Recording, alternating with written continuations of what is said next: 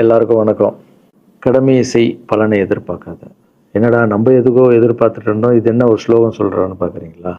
எந்த விஷயத்துக்காக நீங்கள் எதிர்பார்த்துட்டு இருக்கீங்களோ அதுக்கு முன்னாடி ஒரு ஸ்லோகம், ஒரு குட்டி கதை.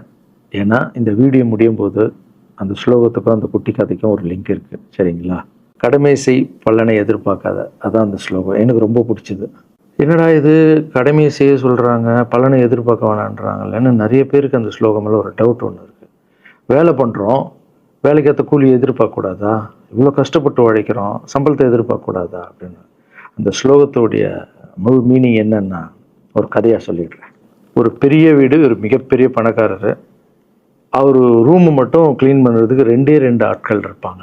ரொம்ப பிடிச்சவங்களும் 2 பேர் அந்த ரூம் க்ளீன் பண்ணுறதுக்கு வச்சுருக்காரு. அவர் மிகப்பெரிய பணக்காரர். அவர் இப்போ 2 பேரும் வந்து ரூம் துடைக்கிறவங்க. ஓகே, அவர் காலையில் ரெடி ஆகி அந்த ரூம்லேருந்து வெளியே வரும்போது அவங்க துடைச்சிட்டு இருக்காங்கல்ல, அதில் ஒருத்தர் வந்து அவர் பாட்டுன்னு ஒரு வேலையை பார்த்துட்டு இருப்பார், துடைச்சிக்கிட்டே இருப்பார்.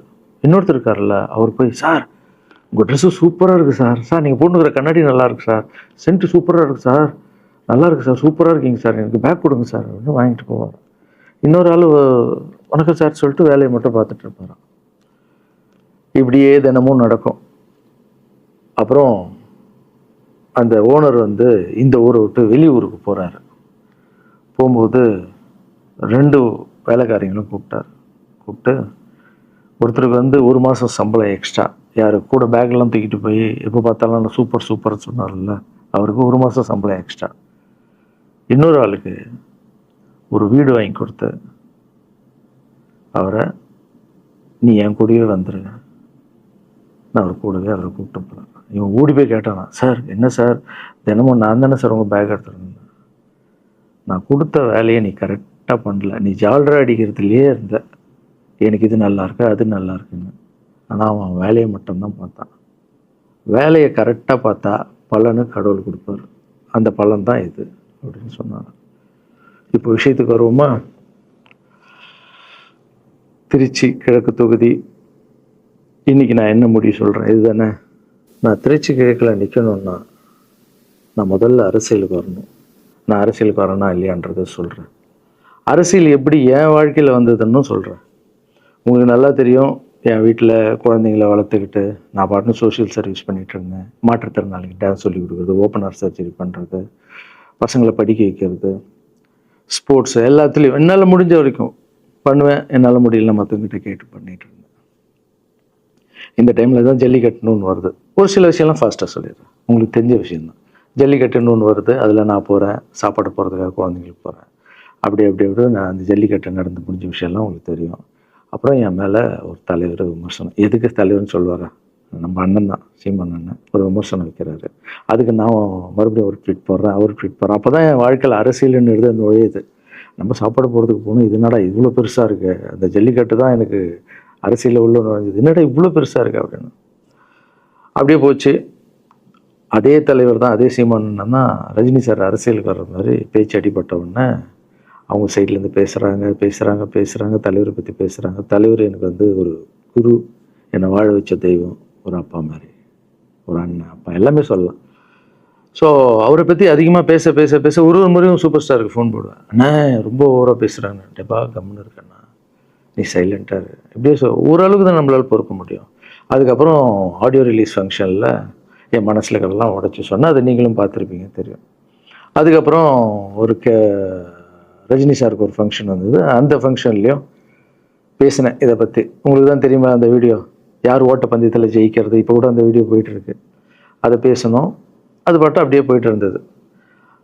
அதுக்கப்புறம் பார்த்தீங்கன்னா ரஜினி சார் அரசியலுக்கு வரேன்னு அனௌன்ஸ் பண்ணுறாரு.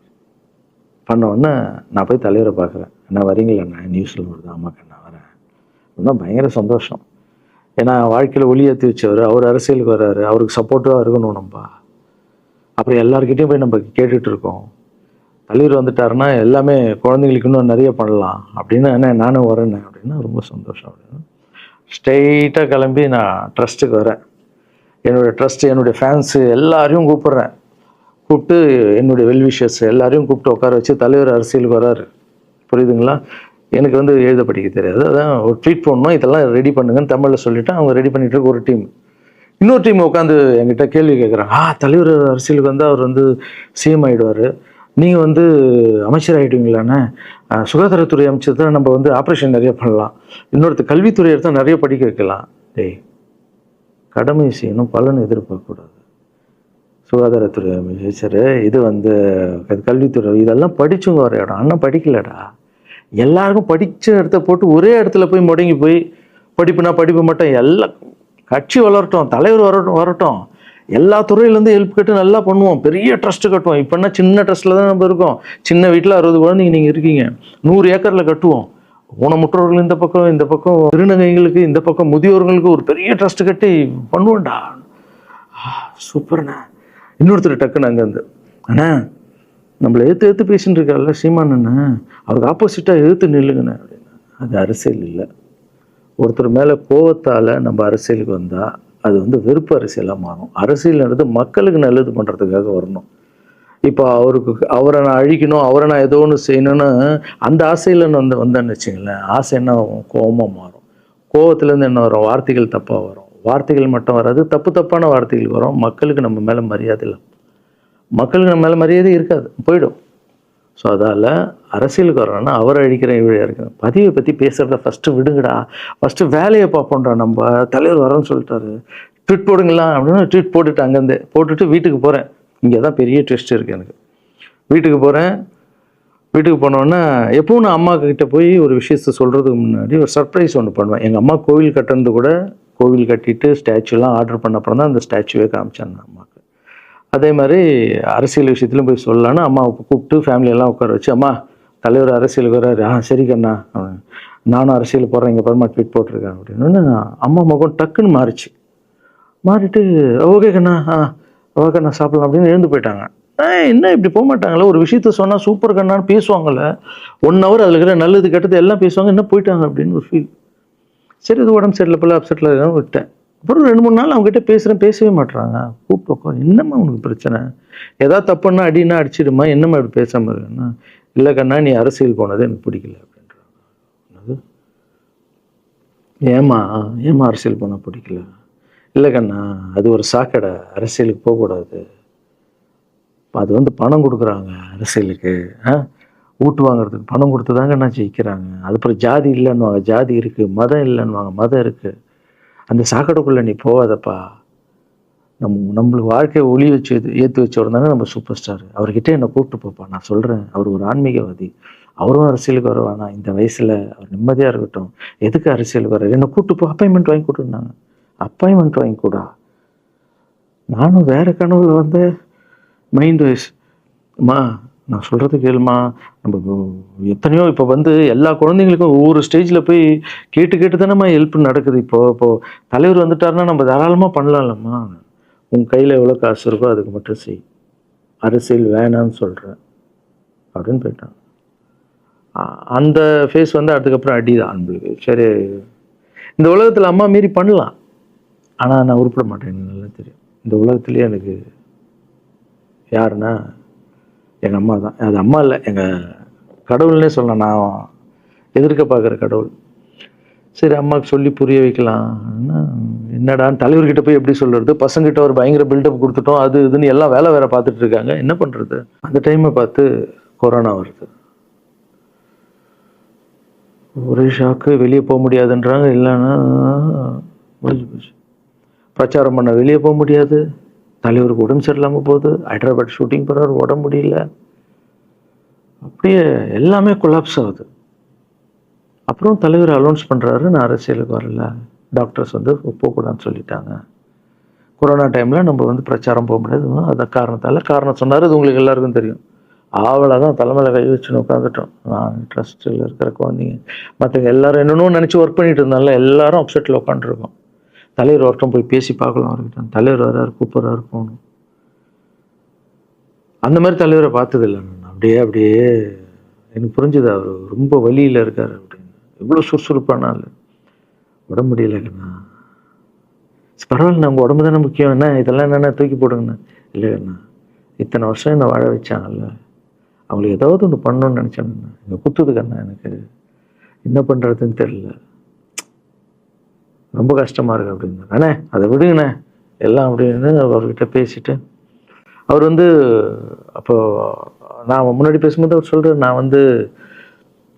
நான் கூட பதவிக்கு வரணும்னு ஆசைப்படல, இன்னொரு நல்ல ஆள் படித்த ஆள் அங்கே நிற்க வச்சு பார்ப்போம். யாருன்னே சொல்லுவேன், யாருன்னு கூட சொல்லலை.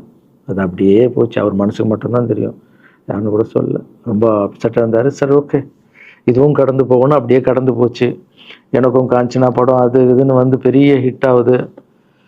அதுக்கப்புறம் யாருக்கிட்டேயும் நீங்கள் யாரும் எனக்கு ஹெல்ப் பண்ண வேணாம். முதல் நாள் நான் கலைஞர் ஐயா கிட்ட ஹெல்ப் கேட்டேன். அவர் ஒரு சில குழந்தைங்களுக்கு ஹெல்ப் பண்ணார். அதுக்கப்புறம் அன்புமணி ராமதாஸ் ஐயா, அவரும் ஹெல்த் மினிஸ்டர் இருக்கும்போது அவர் ஒரு சில குழந்தைங்களுக்கு ஹெல்ப் பண்ணார். அப்புறம் நம்ம விஜய் சார் நண்பர், அவர் ஒரு குழந்தைக்கு ஆப்ரேஷன் பண்ணார். ஸோ இருக்கும்போது என்னால் முடிஞ்ச வரைக்கும் சொந்த பணத்தை போட்டு பண்ணிவிடுவாங்க. முடியாத போது தான் நான் அந்த ஹெல்ப்பை கேட்பேன். இப்போ தான் நல்லா வந்துட்டுமே, யாருக்கும் எனக்கு பணம் கொடுக்க வேணாம், இனிமேல் என் சொந்த பணத்திலே பண்ணுறேன்னு சொல்லிட்டு நான் பாட்டுன்னு ஒரு வீடியோ கூட நான் போட்டேன், இனிமேல் யாரும் பணம்லாம் கொடுக்க வேணாம் அப்படின்னு. அப்படியே போயிட்டுருக்கு. காஞ்சனாவெல்லாம் முடிஞ்சு ஜிகிர் தண்டா படம் ரிலீஸ் ஆகுது. ஜிகிர் தண்டா பார்ட்டி போயிட்டுருக்கு. டைரக்டர் நின்று பேசுகிறேன். நான் டைரக்டர் கிட்ட போகிறேன். டைரக்டர் யார்கிட்டயோ ஃபோனில் பேசிகிட்டு இருக்காரு. அப்படியே பேசிகிட்டு இருக்கிறவர் டக்குன்னு இந்தப்பா சீமானன் பேசுவான்னு கொடுத்துட்டாரு என்கிட்ட. அவருக்கும் தெரியாது நான் பேச போகிறேன். அவர்கிட்ட லாரன்ஸ் பேசுவார், சீமானன் ரெண்டு பேரும் சைலண்ட்டு. நானும் எதுவும் பேசலை, சீமானனும் எதுவும் பேசலை. அப்படியே ஒரு நிமிஷம் அப்படியே நிற்கிறோம். பெரியவர் இல்லை என்னாலும் அண்ணன் அப்படின்னு. அவ்வளோதான் அண்ணன். பயங்கர பாசம். எந்த இடத்துல கோவம் இருக்கும் அந்த இடத்துல குணம் இருக்குன்னு சொல்லுவாங்கள்ல. அண்ணன் புகழ்ந்து தள்ளுறாரு ஜிகர் தண்டாவை. இப்படி பண்ண கண்ணா, அப்படி பண்ண இவ்வளோ சூப்பராக பண்ண, அந்த சீன் எனக்கு ரொம்ப பிடிச்சதுன்னு. அவருடைய அன்பு தான் தெரியும்ல, எல்லாமே அதிகமாக இருக்கும் அண்ணன்கிட்ட. அண்ணா ரொம்ப சந்தோஷமாக வாழ்த்தினார். அப்புறம் நான் மாற்றம்னு ஒரு அமைப்பு ஆரம்பிச்சிருக்கேன்ல, இந்த விவசாயிகளுக்கு டிராக்டர் கொடுக்கறது, அப்புறம் மாற்றுத்திறனாளிக்கு ஸ்கூட்டி கொடுக்குறது, எல்லாமே அதை பார்த்துட்டு பத்திரிகையாளர் கேட்குறாங்க அவர்கிட்ட, ரகுவலரன் சார் மாற்றம்னு அமைச்சிருக்காருன்னா, நல்ல விஷயம் தம்பி, நல்லா பண்ணிட்டோம், நல்லா இருக்கட்டும் அப்படின்னு வாழ்த்தினார். ஸோ ஒரு பெரிய பிரச்சனைக்கு கடவுளே அதை அப்படியே சால்வ் பண்ணி வச்ச மாதிரி ஆயிடுச்சு. அப்படியே போச்சு. ஆனால் நீங்கள் நல்லா இருக்கணும், எங்கே இருந்தாலும் நல்லா இருப்பீங்க. எப்போல்லாம் ட்ரஸ்ட்டுக்கு போகும்போது பசங்களாம் கேட்பாங்க, அந்த 100 ஏக்கர் ட்ரஸ்ட்டு குழந்தைங்க, சரி ஓகேடா. அப்படி பார்த்தீங்கன்னா நண்பர் விஜய் சார் கிட்ட பேசிட்டு இருக்கும்போது நான் வர அரசியலுக்குன்றாரு. நிஜமா நண்பா அப்படின்னு. எஸ் அப்படின்னு. மறுபடியும் போய் ட்ரஸ்ட்டில் உட்காந்து டேய் நண்பர் வராரு. ஏன்னா சூப்பர் ஸ்டார் எனக்கு எவ்வளோ க்ளோஸோ, நண்பர் கூட அவ்வளோ க்ளோஸ் தான் எனக்கு. ஏன்னா மேகமாய் போகிறேன்ற சாங்லேருந்து நான் அவருக்கு டான்ஸ் மாஸ்டராக பண்ண ஆரம்பித்தேன். அதுக்கப்புறம் நிறைய சாங் பண்ணேன், சரக்கு வச்சுருக்கேன். அப்போ உங்களுக்கு தெரியும், அந்த தாம் தக்க தீம் தக்க அவருக்கு மட்டும் நான் ஸ்பெஷலாக பண்ணி கொடுத்துட்டு போவேன். தமிழ் வேறு யாருக்கும் பண்ண மாட்டேன். அவர் கூப்பிட்டா வருவேன், தலைவர் கூப்பிட்டா வருவேன், சாங் பண்ணிட்டு போவேன். அவர் வரணும் போது எஸ், ஏன்னா அவர் ஒரு முடிவு எடுக்க மாட்டார், எடுத்தாருன்னா அவர் நல்ல உழைப்பார், நல்ல உழைப்பாளி, பண்ணுவார் அப்படின்னு நினச்சி மறுபடியும் போய் ட்ரஸ்ட் ஆளுங்கெல்லாம் பேசுறதுக்கு முன்னாடி, ஐயோ அம்மா இருக்காங்களே பிடிக்காத, ஃபஸ்ட்டு அங்கே கரெக்ட் பண்ணணும்ல, அங்கே போனேன். அம்மா நண்பர் அரசியலுக்கு வராருப்பா, என்னம்மா அப்போ தான் ஓகே, இப்போ எல்லாம் மாறி இருக்கு, போகலாமா, நீ ஃபஸ்ட்டு அவர்கிட்ட ஒரு அப்பாயின்மெண்ட் வாங்க, நான் உன்னை கூப்பிட்டு போகிறேன் அப்படின்னா. கூப்பிட்டு போய் இந்தப்பா என் பிள்ளைய ஒப்படைக்கிறேன் பார்த்துக்கப்பான்னு சொல்லுன்னு பார்த்தா, என்னம்மா பேச போகிறான்னு கேட்டேன். நீ அரசியலுக்கு வராத தம்பி, இது ஒரு சாக்கடை, நீ அரசியலுக்கு வராத, நீ ரொம்ப சைலண்டான ஆள், உனக்கு இதெல்லாம் செட் ஆகாது, பணம் கொடுத்தா தான் ஜெயிக்க முடியும், ஜாதி இருக்குது, மதம் இருக்குது, இதெல்லாம் தாண்டி வருது கஷ்டம்னு நான் அவர்கிட்ட சொல்கிறேன்ப்பா அப்படின்னு. நான் அப்படியே மா புரிஞ்சுக்குமாண்ணா, டேய் மீன் குழம்பு வச்சுருக்கேன் சாப்பிட்றேன், அதே மீன் குழம்பு. ஓகே நான் நினச்சிட்டேன் நம்ம ஜாதகத்தில் இல்லை போல், சரி விட்டுடலாம், சரி இப்போ விட்டுருவோம், ஒரு 2-3 நாளைக்கு அப்புறம் மறுபடியும் பேசுவோம் அப்படின்னு மறுபடியும் பேசுகிறேன். அதே மறுப்பு தான். நானும் நண்பர்கிட்ட பேசுகிறேன், அம்மா இப்படி சொல்கிறாங்க நண்பா, அது அவங்களுக்கு தெரியல, அவர் நிறைய பேச மாட்டார், வயசானவங்க இல்லை, தெரியல, வந்தப்புறம் புரியும், ஒரே வார்த்தை தான். அதுக்கப்புறம் ஃபோனில் கூட்டணி கட்சியெல்லாம் வராது போது, நண்பா என்னடா யாரும் கூட்டணி கட்சி வரல நண்பா, இது அது, நான் எனக்கு ஒருத்தரை பிடிச்சிட்டாங்கன்னா மனசில் பட்டதை எல்லாமே சொல்லிகிட்டு இருப்பேன். அது நல்லதோ கெட்டதோ, என் பழக்கம் அப்படி தான், பிடிக்கலாம் தூரம் ஒதுங்கிடுவேன். அப்படியே போகுது. எலெக்ஷன் வருது, அனௌன்ஸ் பண்ணுறாங்க, எலெக்ஷனில் நண்பர் நிற்கிறாரு.